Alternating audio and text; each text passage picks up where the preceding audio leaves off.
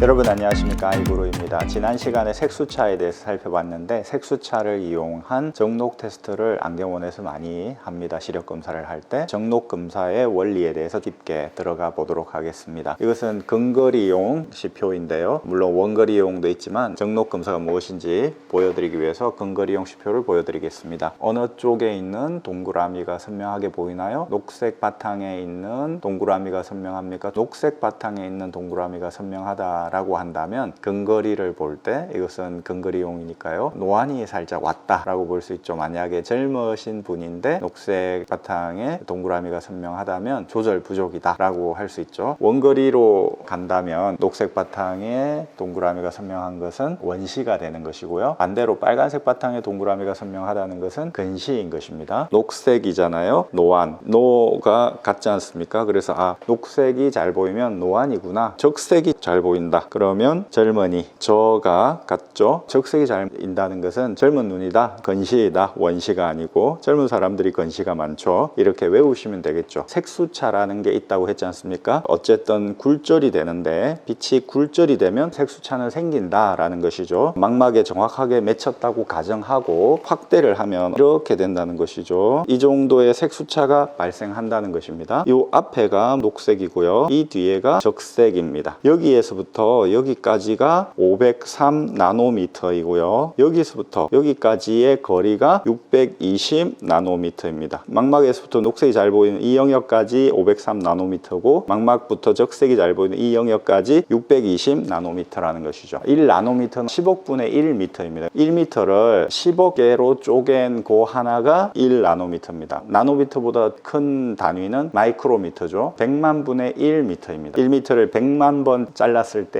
한 조각이 1 마이크로미터인 거죠. 직관적으로 이해하기 쉽게 1 나노미터는 어른 머리카락 굵기의 10만 분의 1입니다. 503 나노미터는 198분의 1인 거죠. 여기서부터 여기까지의 거리가 머리카락 굵기의 200분의 1 정도의 두께라는 것이죠. 머리카락을 200조각을 내는 거예요. 그 조각만큼의 거리로 이 앞에 녹색이 맺힌다 이 말입니다. 이 뒤에는 620 나노미터이기 때문에 머리카락을 160번 나눈 두께라는 것이죠. 그 정도의 거리 차이가 난다라는 것입니다. 좀 녹색이 더 잘 보입니까? 시청하시는 분들이 40, 50대들이 많으시니까요, 녹색이 아마 잘 보이실 겁니다. 그렇단 말은 뒤에만큼 이런 식으로 갔다는 얘기죠. 이 녹색 부분이 망막 쪽에 와 있다, 망막에 가깝다 라는 얘기입니다. 전체적으로 굴절된 초점이 망막 뒤에 가 있구나. 동굴에 들어갈 때 카나리아 새를 가지고 들어가지 않습니까? 카나리아 새가 죽으면 공기가 안 좋다, 빨리 나가야 된다 하고 나오는 것이죠. 보초병 역할을 하는 것이죠. 그런 역할을 하는 게 녹색 파장이 한다라는 것입니다. 그리고 적색 파장이 하는 거죠. 왜냐하면 양 끝에 있으니까. 빨간색 바탕에 동그라미가 선명하다라는 말은 이게 이 앞에만큼 와 있다는 것이죠. 근시 쪽으로 가 있구나, 초점을 망막 쪽으로 더 이동시켜야 되겠구나, 오목 렌즈를 한 단계 더 높여야 되겠구나 라는 생각을 해야 된다는 것이죠. 반대로 이 뒤에 와 있다면 오목 렌즈를 더 얇게 해줘야 되겠구나, 만약에 원시라면 원시 렌즈를 두껍게 해줘야 되겠구나. 근시인 경우는 정록 검사를 할 때 0.6 정도의 시표가 잘 보일 때까지 근시 도수를 올린 다음에 시계 시표를 보여주면서 난시의 각도를 잡고 난시 도수를 부과를 합니다. 그래서 전체적으로 좀 잘 보인다라고 나오게 되면 그때 정록 검사를 하면서 근시 도수를 높입니다. 그런데 근시 도수를 어느 정도까지 높이냐면 약간 녹색이 잘 보인다, 녹색 바탕에 동그라미가 더 잘 보인다 할 때까지 높입니다. 그 얘기는 이런 식으로 약간 더 오버되게 망막 뒤쪽으로 보낸다는 얘기지 않습니까? 왜 그럴까요? 근시 도수를 충분히 넣은 다음에 난시 정밀 검사를 해야 되는 것입니다. 근시 도수가 미진한 상태에서 난시 검사를 해버리면 오차가 생긴다, 난시가 필요 없이 많이 들어가게 되면 난시가 유발되게 되는 것이죠. 난시라고 하는 것은 정사각형을 봤을 때 직사각형이 되게 보이게 한다든지 이런 불편함이 수반되는 것입니다. 어쩔 수 없이 최소한으로 넣어야 되는 것이죠. 오목 렌즈를 조금 더 많이 넣는 방향으로 해야 된다는 것입니다. 뒤에만큼 보낸 다음에 그때부터 난시 정밀 검사를 해야 되는 것이죠. 근시라는 것은 이 앞에 초점이 맺혀서 문제가 되는 거 아닙니까? 그것은 수정체가 두꺼워서 그런 겁니다. 그렇기 때문에 뒤로 보내기 위해서는 이 두꺼운 부분을 깎아줘야 되겠죠. 어떻게 깎느냐? 마이너스 렌즈를 넣어줌으로써 플러스가 된 부분을 상쇄시키는 겁니다. 그래서 여기까지 보내는 거죠. 마이너스 마이너스 100을 넣어서 여기까지 오는 사람인데 마이너스 1, 2호 정도를 넣어서 녹색이 좀 더 잘 보이게 500, 600 나노미터 정도가 도수로 치면 마이너스 025 정도를 넣으면 움직이는 정도의 거리인 것이죠. 그래서 025 단위로 트라이얼 렌즈가 세팅이 되어 있는 겁니다. 마이너스 025, 마이너스 050 이런 식으로 되어 있지 03,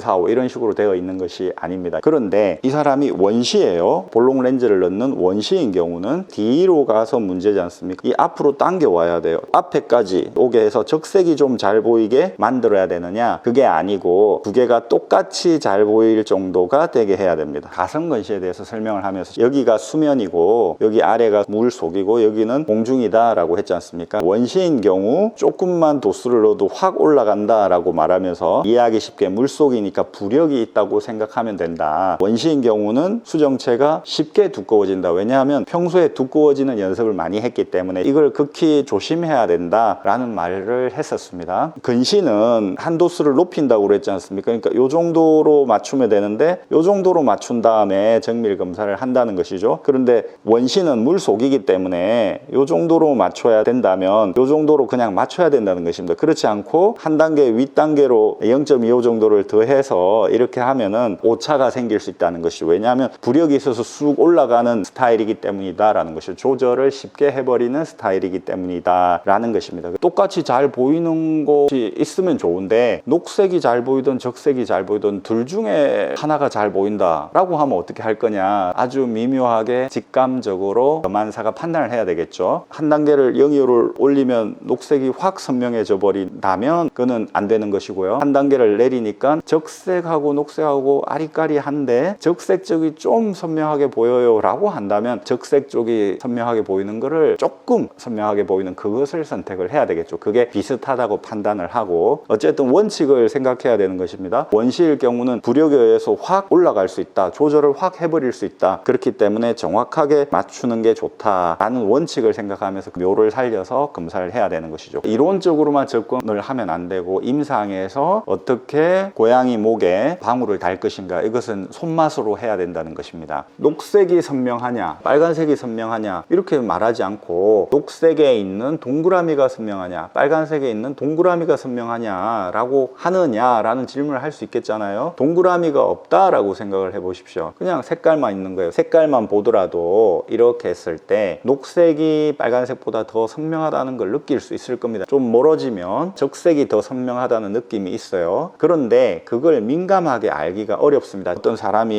이 사람이 좋은 사람인지 나쁜 사람인지 잘 모르겠어요. 그런데 어떤 어려운 상황에 직면했을 때 그 사람이 그 갈등 상황을 어떻게 넘기느냐를 보면 그 사람이 좋은 사람인지 안 좋은 사람인지를 알 수 있잖아요. 녹색이 선명한지 빨간색이 선명한지 그걸 참 알기가 어렵다는 것입니다. 그런데 그것의 그림자를 보면 녹색빛, 빨간색 빛의 그림자를 보면 얼마나 밝은지 알 수 있다는 것이죠. 그런 개념으로 우리가 이해를 할 수 있겠죠. 검은색 동그라미가 선명한지 않은지를 보면은 선명하다는 말은 그만큼 그 동그라미를 선명하게 보이게 하는 녹색이 밝다는 얘기인 것이죠. 그게 대비감도인 것이죠. 동양 사람들이 근시가 더 많습니다. 서양 사람들보다. 그러니까 동양 사람들은 빨간색의 동그라미가 선명하다라고 얘기하는 경우가 많다는 것이죠. 원거리를 봤을 때. 그런데 젊은 사람들이 근시가 많아요. 동양에 있는 젊은 사람들은 특히나 빨간색의 동그라미가 선명해요 라고 말할 확률이 높죠. 그런 사람들에게 어필을 하려면 빨간색 깃발을 드는 게 좋겠죠. 빨간색 깃발에 검은색 글씨로 뭘 쓰는 거예요. 그러면서 선동을 했을 때 사람들의 마음이 확 끌릴 수 있는 것이죠. 중국의 대표적인 색은 아직도 빨간색인 거죠. 반대로 서양의 대표적인 색은 녹색이라든지 아니면 파란색, 단파장 쪽인 것이죠. 오징어 게임을 보면 감독을 하는 사람들은 빨간색 계열의 옷을 입죠. 감시를 당하는 사람들 녹색 계열의 옷을 입고 있는 걸 더 깊이 인문학적으로 들어가면 중국 공산당이 좀 싫어할 수 있죠. 감시를 하는 전체주의적인 그런 모습을 보이는 사람들이 빨간색을 입고 이러는 경우가 많이 있기 때문에 이게 완전 녹색이 아니고 청록색이에요. 이 색깔도 완전 빨간색이 아니라 마젠타 색깔입니다. 마젠타 색은 자홍색입니다. 빨간색하고 녹색하고 빛을 합치면 노란색이 됩니다. 빨간색하고 파란색하고 섞으면 마젠타가 됩니다. 자홍색이. 파란색하고 녹색하고 합하면 청록색이 됩니다. 노란색, 마젠타, 자홍색, 청록색을 합하면 하얀색이 되는 거죠. 그게 빛의 삼원색이죠. 색의 삼원색은 청록색, 자홍색, 자홍색, 노란색입니다. 청록색과 자홍색으로 대비가 되게 했다. 감독의 의도가. 그러니까 빛의 삼원색과 색의 삼원색은 다르다라는 점을 감독이 알고 있었던 것 같아요. 색의 삼원색 중에 노란색인데 그럼 노란색은 뭘까요? 노란색이 바로 이게 노란색입니다. 아주 화려하게 색감이 유치한 것 같으면서도 보는 이로 하여금 기분 좋게 만드는 그런 색의 삼원색을 가지고 오징어 게임을 만들었다. 머리를 많이 쓰는 좀 철이 없는 젊은 사람들은 빨간색을 선호하고요. 나이가 들고 세상을 알게 되면 녹색을 좋아하게 되는 것이죠. 녹색을 많이 봐야 눈이 좋아진다